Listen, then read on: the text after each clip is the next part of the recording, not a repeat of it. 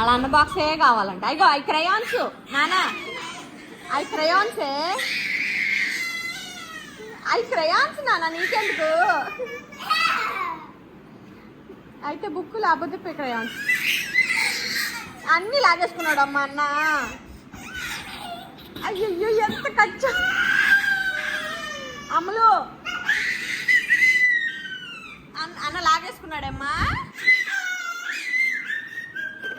బూట్లు తిట్టేస్తుంది. ఏం చేశాడమ్మా అన్న, ఏం చేశాడు, ఏమన్నాడు.